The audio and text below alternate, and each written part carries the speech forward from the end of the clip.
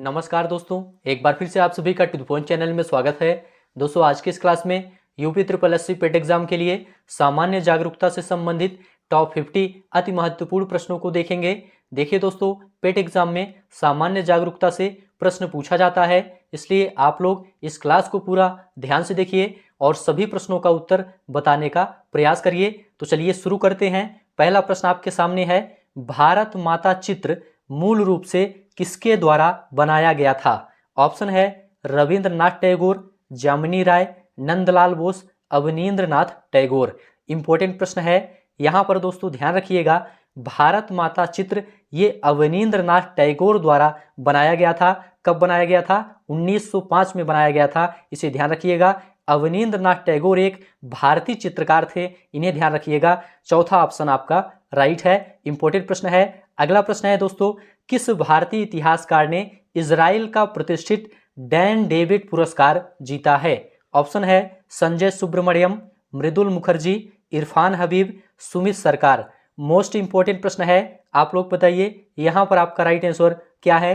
तो देखिए दोस्तों, यहाँ पर आपका राइट आंसर है पहला ऑप्शन संजय सुब्रमण्यम। याद रखिएगा, प्रसिद्ध भारतीय इतिहासकार संजय सुब्रमण्यम ने शुरुआती आधुनिक युग के दौरान एशियाई, यूरोपीय और उत्तरी और दक्षिणी अमेरिका के लोगों के बीच अंतर सांस्कृतिक मुठभेड़ों पर अपने काम के लिए 2019 के लिए इजराइल के प्रतिष्ठित डैन डेविड पुरस्कार जीता है, इसलिए पहला ऑप्शन आपका राइट है। अगला प्रश्न है, बांग्लादेश का राष्ट्रगान अमार सोनार बांग्ला किसके द्वारा रचित था? ऑप्शन है रविन्द्रनाथ टैगोर, द्विजेंद्रनाथ टैगोर, देवेंद्रनाथ टैगोर, अवनींद्रनाथ टैगोर। मोस्ट इंपोर्टेंट प्रश्न है, यहां पर ध्यान रखिएगा, बांग्लादेश का राष्ट्रगान अमार सोनार बांग्ला रविन्द्रनाथ टैगोर द्वारा रचित था। पहला ऑप्शन आपका राइट है। याद रखिएगा, रविन्द्रनाथ टैगोर एकमात्र ऐसे व्यक्ति हैं जिन्होंने दो अलग अलग देशों के लिए राष्ट्रीय गीत लिखे हैं। इन्होंने भारत के लिए राष्ट्रगान जन गण मन और बांग्लादेश के लिए राष्ट्रगान अमार सोनार बांग्ला लिखा है, इसे याद रखिएगा। चलिए आगे बढ़ते हैं। किस भारतीय क्रिकेटर ने 2 तिहरे टेस्ट शतक बनाए हैं? ऑप्शन है करुण नायर, वीरेंद्र सहवाग, विराट कोहली, सुनील गावस्कर। मोस्ट इंपोर्टेंट प्रश्न है, यहां पर दोस्तों ध्यान रखिएगा, यहां पर आपका दूसरा विकल्प राइट है, वीरेंद्र सहवाग।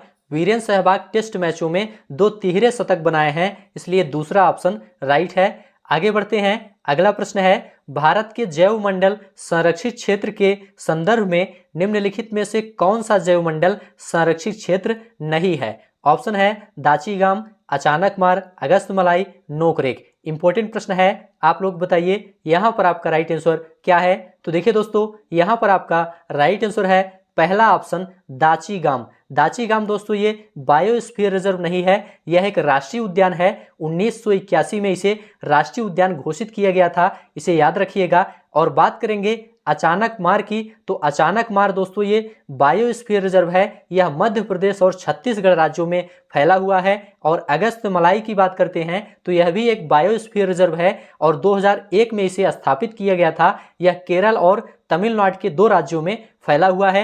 नोकरेक की बात करते हैं तो यह बायोस्फीयर रिजर्व भारत की पूर्वोत्तर में तुरा रेंज पर स्थित है, जो मेघालय पठार का हिस्सा है, इसे याद रखिएगा।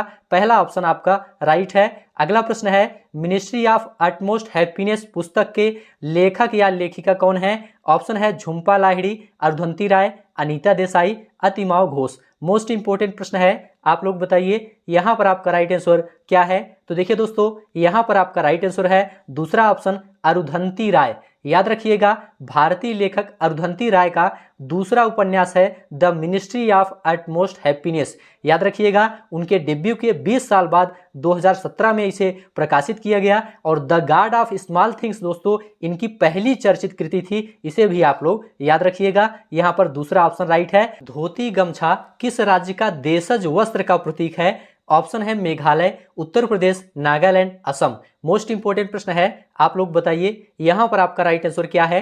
तो देखिए दोस्तों, यहाँ पर आपका राइट आंसर है चौथा ऑप्शन असम। धोती गमछा असम राज्य का देशज वस्त्र का प्रतीक है, चौथा ऑप्शन आपका राइट है। चलिए आगे बढ़ते हैं। मानव विकास रिपोर्ट का प्रकाशन किस संगठन द्वारा किया जाता है? ऑप्शन है WTO, ILO, world bank, UNDP। Most important प्रश्न है, यहां पर आपका राइट आंसर क्या है? तो देखिए दोस्तों, यहां पर आपका राइट आंसर है चौथा ऑप्शन UNDP। याद रखिएगा, मानव विकास रिपोर्ट संयुक्त राष्ट्र विकास कार्यक्रम UNDP की मानव विकास रिपोर्ट कार्यालय द्वारा प्रकाशित एक वार्षिक रिपोर्ट है, इसे ध्यान रखिएगा। और पहला मानव विकास रिपोर्ट दोस्तों 1990 में पाकिस्तानी अर्थशास्त्री महबूब उल हक और भारतीय नोबेल पुरस्कार विजेता अमर्त्य सेन द्वारा लॉन्च किया गया था, इसे भी आप लोग याद रखिएगा। चलिए आगे बढ़ते हैं। Arctic home of the Vedas पुस्तक के लेखक कौन है? ऑप्शन है बिपिन चंद्रपाल, मैक्स मुलर, बाल गंगाधर तिलक, अरविंद घोष। मोस्ट इंपोर्टेंट प्रश्न है, आप लोग बताइए यहां पर आपका राइट आंसर क्या है? तो देखिए दोस्तों, यहां पर आपका राइट आंसर है तीसरा ऑप्शन बाल गंगाधर तिलक। ध्यान रखिएगा, Arctic home of the Vedas पुस्तक के लेखक बाल गंगाधर तिलक हैं। तीसरा ऑप्शन आपका राइट है। अगला प्रश्न है, प्रतिष्ठित दादा साहेब फाल्के पुरस्कार किस वर्ष में आरंभ किया गया था? ऑप्शन है 1969, 1968, 1967, 1966। मोस्ट इंपोर्टेंट प्रश्न है, आप लोग बताइए यहां पर आपका राइट आंसर क्या है? तो देखिए दोस्तों, यहां पर आपका राइट आंसर है पहला ऑप्शन 1969। याद रखिएगा, दादा साहेब फाल्के पुरस्कार भारतीय सिनेमा के पिता धुंडीराज गोविंद फाल्के के नाम पर 1969 में स्थापित किया गया था, इसलिए पहला ऑप्शन आपका राइट है। चलिए आगे बढ़ते हैं, अगला प्रश्न देखेंगे। कुचिपुड़ी नृत्य की उत्पत्ति भारत के किस राज्य में हुई थी? ऑप्शन है गुजरात में, कर्नाटक में, आंध्र प्रदेश में, महाराष्ट्र में। मोस्ट इंपोर्टेंट प्रश्न है, आप लोग बताइए यहां पर आपका राइट आंसर क्या है? तो देखिए दोस्तों, यहां पर आपका राइट आंसर है तीसरा ऑप्शन आंध्र प्रदेश में। कुचिपुड़ी नृत्य की उत्पत्ति दोस्तों भारत के आंध्र प्रदेश राज्य में हुई थी। तीसरा ऑप्शन आपका राइट है। चलिए आगे बढ़ते हैं। सभी प्रश्न आप लोग ध्यान से देखते हुए चलिए, ये सभी प्रश्न काफी ज्यादा इंपॉर्टेंट हैं। सीवी रमन के योगदान का स्मरणोत्सव मनाने के लिए राष्ट्रीय विज्ञान दिवस कब मनाया जाता है? ऑप्शन है 28 फरवरी को, 14 जनवरी को, 19 दिसंबर को, 28 नवंबर को। मोस्ट इंपोर्टेंट प्रश्न है, आप लोग बताइए यहां पर आपका राइट आंसर क्या है? तो देखिए दोस्तों, यहां पर आपका राइट आंसर है पहला ऑप्शन 28 फरवरी को। राष्ट्रीय विज्ञान दिवस 28 फरवरी को मनाया जाता है, पहला ऑप्शन आपका राइट है। याद रखिएगा, 28 फरवरी 1928 को भारतीय भौतिक विज्ञानी सर सीवी रमन द्वारा रमन प्रभाव की खोज के लिए यह मनाया जाता है, इसे आप लोग याद रखिएगा। चलिए आगे बढ़ते हैं। अगला प्रश्न है, चेराओ निम्नलिखित में से किस राज्य का एक प्राचीन पारंपरिक नृत्य है? ऑप्शन है मिजोरम का, छत्तीसगढ़ का, हिमाचल प्रदेश का, गोवा का। आप लोग बताइए यहां पर आपका राइट आंसर क्या है? तो देखिए दोस्तों, यहां पर आपका राइट आंसर है पहला ऑप्शन मिजोरम का। चेराओ नृत्य दोस्तों ये मिजोरम का एक प्राचीन पारंपरिक नृत्य है, इसलिए पहला ऑप्शन आपका राइट है। चलिए आगे बढ़ते हैं। अगला प्रश्न है, 2011 की जनगणना के अनुसार भारत में साक्षरता दर क्या है? ऑप्शन आपके सामने है, आप लोग बताइए यहां पर आपका राइट आंसर क्या है? तो देखिए दोस्तों, यहां पर आपका राइट आंसर है चौथा ऑप्शन 74.04%। 2011 की जनगणना के अनुसार भारत में साक्षरता दर 74.04% है, इसलिए चौथा ऑप्शन आपका राइट है। चलिए आगे बढ़ते हैं। अगला प्रश्न देखेंगे। सभी प्रश्न आप लोग ध्यान से देखते हुए चलिए। देश के अंदर और बाहर दोनों स्थानों पर भारतीय कला की समझ को बढ़ावा देने और प्रचारित करने के लिए भारत सरकार ने नई दिल्ली में ललित कला अकादमी की स्थापना कब की थी? ऑप्शन है 1971 में, 1954 में, 1960 में, 1948 में। मोस्ट इंपोर्टेंट प्रश्न है, आप लोग बताइए यहां पर आपका राइट आंसर क्या है? तो देखिए दोस्तों, यहां पर आपका दूसरा ऑप्शन राइट है 1954 में। ललित कला अकादमी या national academy of art Bharat की ललित कला की राष्ट्रीय अकादमी है। यह भारत सरकार द्वारा 1954 में नई दिल्ली में स्थापित किया गया था, इसे आप लोग याद रखिएगा। दूसरा ऑप्शन आपका राइट है। चलिए आगे बढ़ते हैं। अगला प्रश्न है, निम्नलिखित में से कौन सा विकल्प गलत है? पहला है दोस्तों 30 वर्ष की आयु का व्यक्ति राज्यपाल बन सकता है। क्या यह गलत है? आपको बताना है। राज्यपाल अपना त्यागपत्र राष्ट्रपति को सौंपते हैं। राष्ट्रपति के प्रसाद पर्यंत राज्यपाल अपने पद पर बने रहते हैं। चौथा है, राज्यपाल की नियुक्ति राष्ट्रपति द्वारा की जाती है। आप लोग बताइए यहां पर आपका राइट आंसर क्या है? तो देखिए दोस्तों, यहां पर आपका पहला विकल्प ही गलत है। 30 वर्ष की आयु का व्यक्ति राज्यपाल नहीं बन सकता है। राज्यपाल के लिए न्यूनतम 35 वर्ष की उम्र निर्धारित की गई है, इसे आप लोग याद रखिएगा। दूसरा है राज्यपाल अपना त्यागपत्र राष्ट्रपति को सौंपते हैं, यह सही है। राष्ट्रपति के प्रसाद पर्यंत राज्यपाल अपने पद पर बने रहते हैं, यह भी सही है। राज्यपाल की नियुक्ति राष्ट्रपति द्वारा की जाती है, यह भी आपका सही है। चलिए आगे बढ़ते हैं। अगला प्रश्न है the reluctant family man Shiva in everyday life पुस्तक के लेखक कौन है? ऑप्शन है एम.एन. दीपक, नाम्बियार, रीमा हुजा, नीलिमा चितगोपेकर, मूलचंद शर्मा। ऑप्शन आपके सामने है, आप लोग बताइए यहाँ पर आपका राइट आंसर क्या है। तो देखिए दोस्तों, यहाँ पर आपका तीसरा ऑप्शन राइट है, Nilima Chitgopekar. The reluctant family man Shiva in everyday life पुस्तक के लेखक नीलिमा चितगोपेकर हैं। तीसरा ऑप्शन आपका राइट है। चलिए आगे बढ़ते हैं। निम्नलिखित में से कौन प्रथम लोकसभा के उपाध्यक्ष थे? ऑप्शन है एम.एन. कौल, रवि रे, ए.के. गोपालन, एम. अनंत शयनम आयंगर। मोस्ट इंपोर्टेंट प्रश्न है, आप लोग बताइए यहाँ पर आपका राइट आंसर क्या है। तो देखिए दोस्तों, यहाँ पर आपका चौथा विकल्प राइट है।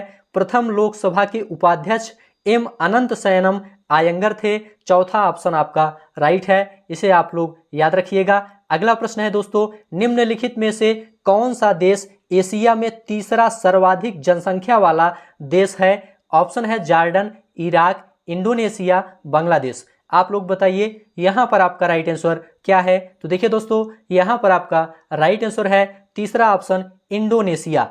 एशिया में तीसरा सर्वाधिक जनसंख्या वाला देश इंडोनेशिया है, इसे याद रखिएगा। पहला चीन है, दूसरा भारत है, इसे भी आप लोग याद रखिएगा। चलिए आगे बढ़ते हैं। भारत में निम्नलिखित में से किस बंदरगाह का नाम परिवर्तित करके दीनदयाल बंदरगाह रखा गया है? ऑप्शन है तूतीकोरिन, कोचीन, मोरमुगाओ, कांडला। इंपॉर्टेंट प्रश्न है, आप लोग बताइए यहाँ पर आपका राइट आंसर क्या है। तो देखिए दोस्तों, यहाँ पर आपका राइट आंसर है चौथा ऑप्शन कांडला। कांडला बंदरगाह का नाम परिवर्तित करके दीनदयाल बंदरगाह रखा गया है, इसे आप लोग याद रखिएगा। चौथा ऑप्शन राइट है। चलिए आगे बढ़ते हैं। सभी प्रश्न आप लोग ध्यान से देखते हुए चलिए, ये सभी प्रश्न काफी ज्यादा इंपॉर्टेंट हैं आपके पेड एग्जाम के लिए। प्रश्न है, ग्रीष्मकालीन ओलंपिक खेल 2024 किस शहर में आयोजित किए जाने हैं? ऑप्शन है बीजिंग में, दूसरा है लॉस एंजलिस में, तीसरा है लंदन में, चौथा है पेरिस में। आप लोग बताइए यहाँ पर आपका राइट आंसर क्या है। तो देखिए दोस्तों, यहाँ पर आपका राइट आंसर है चौथा ऑप्शन पेरिस में। याद रखिएगा, ग्रीष्मकालीन ओलंपिक खेल 2024 पेरिस शहर में आयोजित किए जाने हैं। चौथा ऑप्शन आपका राइट है। चलिए आगे बढ़ते हैं। अगला प्रश्न है, जादूगोड़ा किस लिए जाना जाता है? ऑप्शन है चंदन के जंगलों के लिए, हथकरघा उद्योग के लिए, एक सींग वाले गैंडे के लिए, यूरेनियम के भंडारों के लिए। मोस्ट इंपोर्टेंट प्रश्न है, आप लोग जल्दी से बताइए यहाँ पर आपका राइट आंसर क्या है। तो देखिए दोस्तों, यहाँ पर आपका राइट आंसर है चौथा ऑप्शन यूरेनियम के भंडारों के लिए। जादूगोड़ा दोस्तों यूरेनियम के भंडारों के लिए जाना जाता है, इसलिए चौथा ऑप्शन आपका राइट है। चलिए आगे बढ़ते हैं। अगला प्रश्न है, राष्ट्रपति के चुनाव से उत्पन्न सभी संदेहों और विवादों की जांच करने और निर्णय लेने का अधिकार किसको प्राप्त है? ऑप्शन है राज्यसभा के सभापति को, लोकपाल को, दिल्ली के उच्च न्यायालय को, सर्वोच्च न्यायालय को। मोस्ट इंपोर्टेंट प्रश्न है, आप लोग जल्दी से बताइए यहाँ पर आपका राइट आंसर क्या है। तो देखिए दोस्तों, यहाँ पर आपका राइट आंसर है चौथा ऑप्शन सर्वोच्च न्यायालय। याद रखिएगा, राष्ट्रपति और उपराष्ट्रपति के कार्यालय के चुनावों के बारे में विवादों का फैसला भारत के सर्वोच्च न्यायालय करता है, इसलिए दोस्तों चौथा ऑप्शन आपका राइट है। चलिए आगे बढ़ते हैं। लोकसभा में किसी विशेष दिन पर चर्चा के लिए स्वीकृत मौखिक उत्तरों के लिए तारांकित प्रश्नों की अधिकतम संख्या कितनी होती है? ऑप्शन है 20, 10, 15, 12। मोस्ट इंपोर्टेंट प्रश्न है, आप लोग बताइए यहाँ पर आपका राइट आंसर क्या है। तो देखिए दोस्तों, यहाँ पर आपका राइट आंसर है पहला ऑप्शन 20। याद रखिएगा, लोकसभा में किसी विशेष दिन पर चर्चा के लिए स्वीकृत मौखिक उत्तरों के लिए तारांकित प्रश्नों की अधिकतम संख्या 20 होती है, इसलिए पहला ऑप्शन आपका राइट है। चलिए आगे बढ़ते हैं। निम्नलिखित में से कौन सी जनजाति सिक्किम की है? ऑप्शन है अंगामी, भूटिया, गोंड, चेंचू। इंपॉर्टेंट प्रश्न है, आप लोग बताइए यहाँ पर आपका राइट आंसर क्या है। तो देखिए दोस्तों, यहाँ पर आपका राइट आंसर है दूसरा ऑप्शन भूटिया। भूटिया जनजाति सिक्किम की है, इसे याद रखिएगा, इसलिए दूसरा ऑप्शन आपका राइट है। इंपॉर्टेंट प्रश्न है, पोनंग लोक नृत्य किस राज्य में प्रचलित है। ऑप्शन है मणिपुर, अरुणाचल प्रदेश, सिक्किम, असम। मोस्ट इंपोर्टेंट प्रश्न है, आप लोग बताइए यहाँ पर आपका राइट आंसर क्या है। तो देखिए दोस्तों, यहाँ पर आपका राइट आंसर है दूसरा ऑप्शन अरुणाचल प्रदेश। पोनंग लोक नृत्य अरुणाचल प्रदेश राज्य में प्रचलित है, दूसरा ऑप्शन राइट है। अगला प्रश्न है, दत्तू भोकानल किस खेल से संबंधित हैं। ऑप्शन है कबड्डी से, तीरंदाजी से, घुड़सवारी से, नौकायन से। आप लोग बताइए यहाँ पर आपका राइट आंसर क्या है। तो देखिए दोस्तों, यहाँ पर आपका राइट आंसर है चौथा ऑप्शन नौकायन से। याद रखिएगा, दत्तू भोकानल नौकायन खेल से संबंधित है, इसलिए चौथा ऑप्शन राइट है। चलिए आगे बढ़ते हैं, कपड़ा कला मुद्रण की बाघ शैली किस राज्य से संबंधित है। ऑप्शन है तेलंगाना, गुजरात, राजस्थान, मध्य प्रदेश। आप लोग बताइए यहाँ पर आपका राइट आंसर क्या है। तो देखिए दोस्तों, यहाँ पर आपका राइट आंसर है चौथा ऑप्शन मध्य प्रदेश। कपड़ा कला मुद्रण की बाघ शैली मध्य प्रदेश राज्य से संबंधित है, इसलिए चौथा ऑप्शन राइट है। अगला प्रश्न है, प्रत्येक पंचायत जब तक कि किसी भी कानून के लागू होने के तुरंत बाद कुछ समय के लिए भंग न हो जाए, अपनी पहली बैठक के लिए नियुक्त तिथि से कितने वर्षों तक जारी रहेगी और उसके बाद नहीं। ऑप्शन है 3 वर्ष, 2 वर्ष, 5 वर्ष, 1 वर्ष। आप लोग बताइए यहाँ पर आपका राइट आंसर क्या है। तो देखिए दोस्तों, प्रत्येक पंचायत जब तक कि किसी भी कानून के लागू होने के तुरंत बाद कुछ समय के लिए भंग ना हो जाए, अपनी पहली बैठक के लिए नियुक्त तिथि से 5 वर्षों तक जारी रहेगी, इसलिए तीसरा ऑप्शन आपका राइट है। चलिए आगे बढ़ते हैं, चित्रकला की निम्नलिखित में से कौन सी शैली महाराष्ट्र की है। ऑप्शन है कलम, मधुबनी, लघु चित्रकला, वारली। इंपॉर्टेंट प्रश्न है, आप लोग बताइए यहाँ पर आपका राइट आंसर क्या है। तो देखिए दोस्तों, यहाँ पर आपका राइट आंसर है चौथा ऑप्शन वारली। वारली चित्रकला दोस्तों ये महाराष्ट्र से संबंधित है, इसलिए चौथा ऑप्शन आपका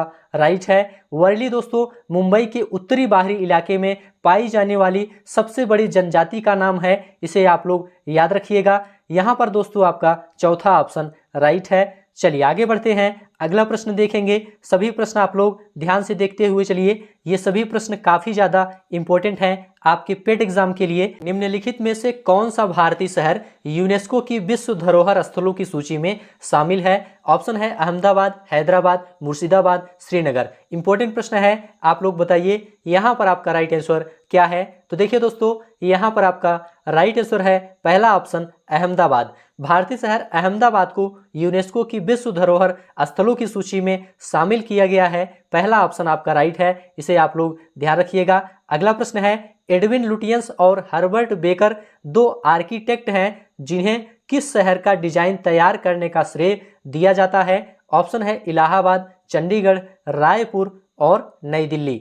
आप लोग बताइए यहाँ पर आपका राइट आंसर क्या है। तो देखिए दोस्तों, यहाँ पर आपका राइट आंसर है चौथा ऑप्शन नई दिल्ली। याद रखिएगा, सर एडविन लुटियंस एक अंग्रेज वास्तुकार थे जिन्होंने नई दिल्ली के डिजाइन और निर्माण में महत्वपूर्ण भूमिका निभाई थी, इसलिए चौथा ऑप्शन आपका राइट है। अगला प्रश्न है, हेमिस शिव त्योहार इनमें से किसकी जयंती के रूप में मनाया जाता है। ऑप्शन है दलाई लामा, गौतम बुद्ध, गुरु पद्म संभव, आदि शंकराचार्य।